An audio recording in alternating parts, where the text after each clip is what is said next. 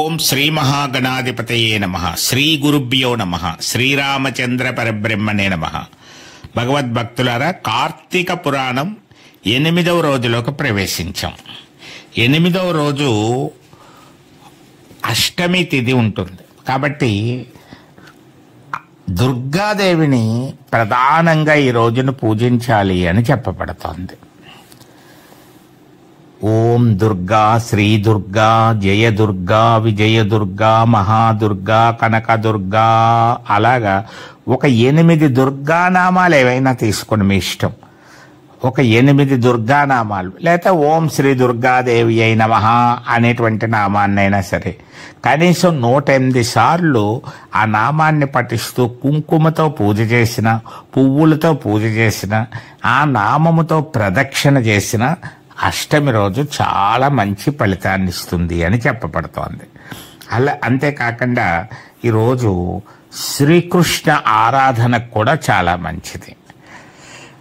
భగవద్గీత పారాయణ చేయడం, శ్రీకృష్ణ అష్టోత్తరం చదవడం కూడా చాలా విశేషమైన ఫలితాన్ని ఇస్తుంది. ఇంకా యథాశక్తి మీరు ఏం చెయ్యగలిగితే అది దానం చెయ్యొచ్చు అని చెప్పబడుతోంది. 8వ రోజున మీరేదో ఒక 10 రూపాయలు ఇద్దాం అనుకున్నారు, 10 రూపాయలు ఇవ్వండి. ఓ దీపదానం చేద్దాం అనుకున్నారు, చేయండి. ఒక వస్త్రదానం చేద్దాం అనుకున్నారు, చేయండి. ఒక పండు దానం చేద్దాం, అలా మీకు తోచినవి ఏవి చేయగలిగితే యథాశక్తి మీ శక్తి మేరకు చెయ్యవచ్చు. ఈరోజు మాంసం తినకూడదు, మద్యం సేవించకూడదు, ఉసిరికాయ తినకూడదు, ఉల్లిపాయ తినకూడదు. ఈ 4 నిషిద్ధమైనవిగా చెప్పబడ్డాయి. తర్వాత ఈ రోజు కనుక దుర్గాదేవిని ఆరాధన చేసినట్లయితే ధైర్యము, విజయము లభిస్తాయి అని చెప్పబడుతోంది. అలాగే అష్టమి తిథి నాడు చంద్రశేఖరాష్టకం చదివితే చాలా మంచిది. ఎందుకంటే చంద్రశేఖర చంద్రశేఖర చంద్రశేఖర పాహిమాం, చంద్రశేఖర చంద్రశేఖర చంద్రశేఖర రక్షమాం అని ఆ 2 లైన్లు అనుకున్నా పర్లేదు, శివాలయంలో కానీ విష్ణాలయంలో కానీ చంద్రశేఖరాష్టకం చదివితే మంచిది. అష్టమి చంద్రుడు, అష్టమి చంద్ర దోషం అని చాలా బలంగా ఉంటుంది. అటువంటి దోషములు నివారింపబడతాయి. చంద్రుడు మనస్సుకి కారకుడు కాబట్టి మన మనస్సుకు మంచి ఆలోచనలు కలగడానికి చంద్రశేఖరాష్టకం పఠిస్తే మంచిది. ఈ రోజున మార్కండేయుడు చంద్రశేఖరాష్టకాన్ని పఠించి యముని బారి నుంచి తప్పించుకున్నాడు అని చెప్పబడుతూ ఉంటుంది. అంత విశేషమైనటువంటి ఫలితం అష్టమి రోజు చంద్రశేఖరాష్టకం పఠించడం ద్వారా ఉంటుంది. ముఖ్యంగా కార్తీక మాసంలో ఈ రోజున యమధర్మరాజు బారి నుంచి చంద్రశేఖరాష్టకం పఠిస్తూ మార్కండేయుడు తప్పించుకున్నట్టుగా చెప్పబడుతూ ఉంటుంది. ఇది ముఖ్యమైనటువంటివి. ఇంకా ముఖ్యమైనది తిథికి ఒక అమ్మవారి దేవతా స్వరూపం చెప్పుకుంటున్నాం మనం, నిత్య తిథి దేవతలు అని చెప్పేసి. అందువల్ల మనకి అష్టమి తిథికి త్వరితాదేవి అనేటువంటి ఆవిడ ప్రధానమైనటువంటి తిథి దేవతగా ఉంటుంది.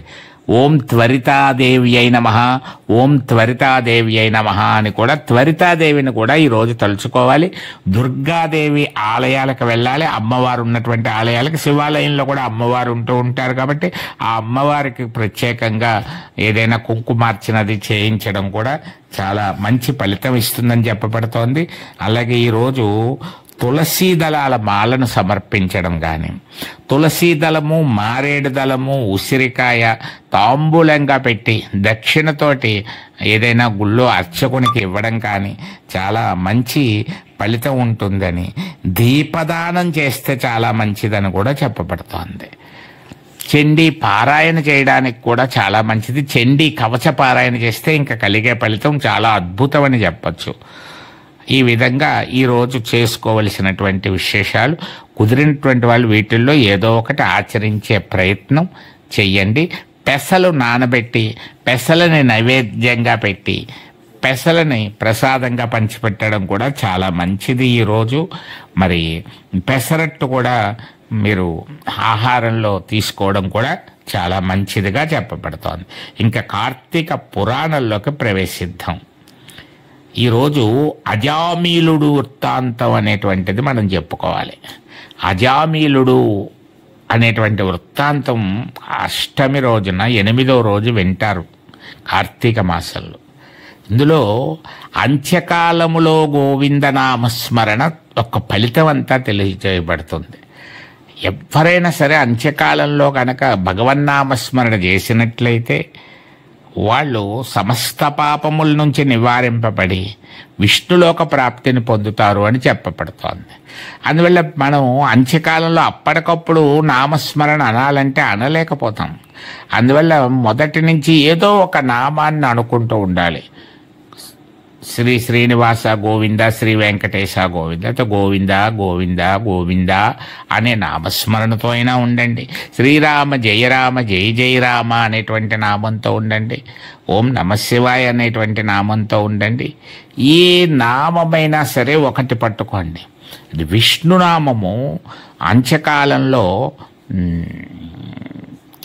విష్ణులోక ప్రాప్తిని కలిగిస్తుందని చెప్పబడుతోంది. కాబట్టి మీరు ఓం గోవింద నామాన్ని ఏదో ఒకటి పట్టుకొని శ్రీ శ్రీనివాస గోవిందారో ఆ నామాన్ని పట్టుకుంటే అది కలియుగంలో నామస్మరణే ప్రధానమైనటువంటి యజ్ఞము చేసిన ఫలితాన్ని ఇస్తుంది. కాబట్టి నామస్మరణతో తరించండి.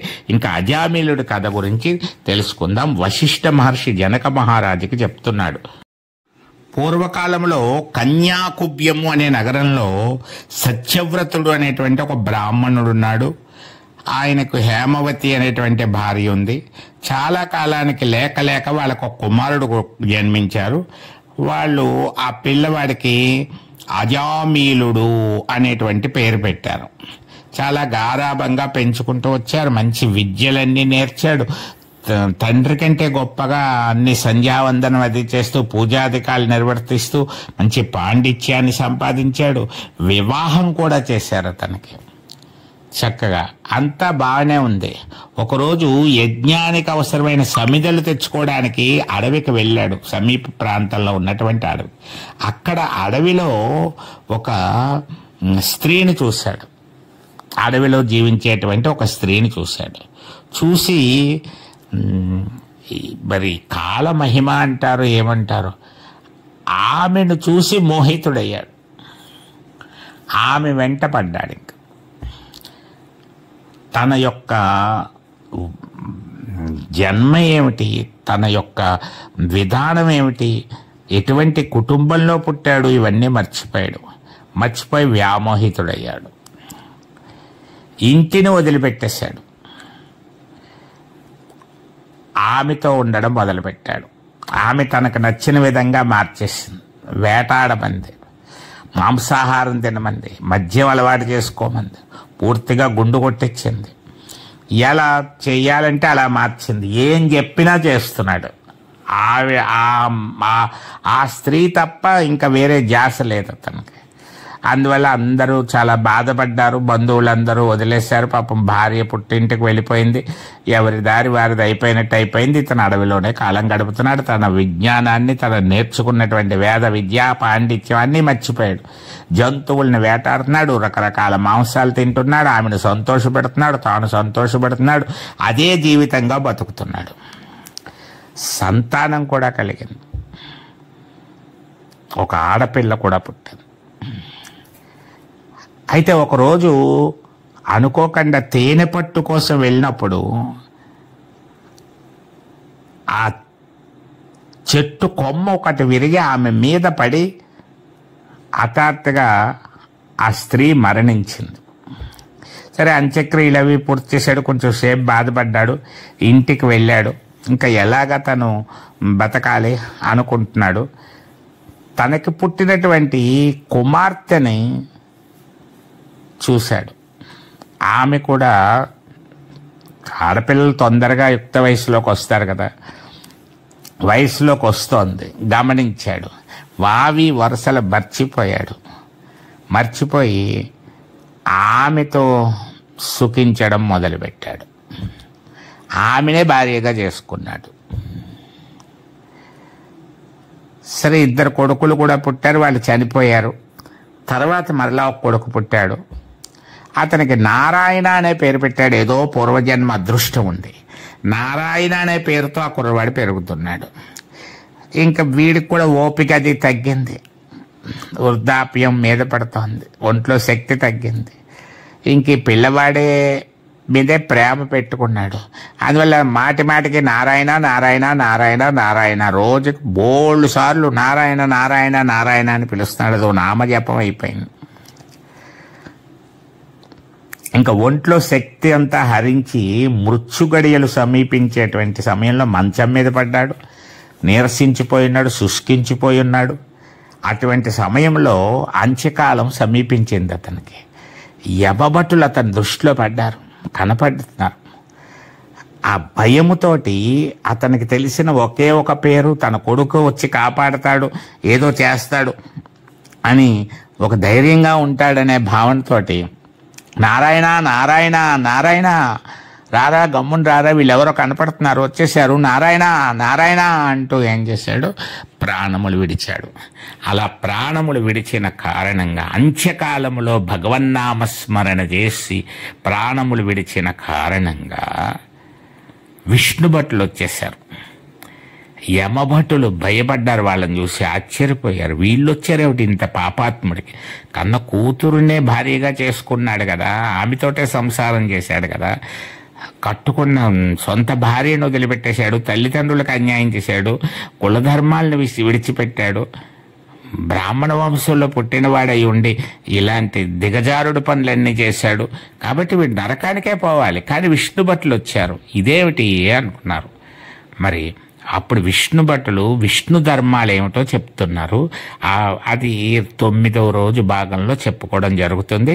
మరి ఈరోజు అంత్యకాలంలో నారాయణ నామస్మరణ చేయడం వల్ల విష్ణులోక ప్రాప్తికి అదృష్టాన్ని పొందినటువంటి అజామిలుడు వృత్తాంతాన్ని తెలుసుకోవడం ద్వారా ఎప్పుడు భగవన్నామస్మరణ మన మనసులో అనుకుంటూ ఉంటే, మనసు ఆ నామస్మరణ చేసేసుకొని ఇలా చేసుకుంటే అంత్యకాల సమయంలో మనకు తెలియకుండానే నామస్మరణ చేయడానికి కూడా అలవాటు పడి విష్ణులోక ప్రాప్తిని పొందుతామనే విషయాన్ని మనం గమనించాలి. రేపటి రోజు భాగంలో మరొక పురాణ అంశంతో మళ్ళీ కలుసుకుందాం. సర్వే జనా సుఖినో భవంతు.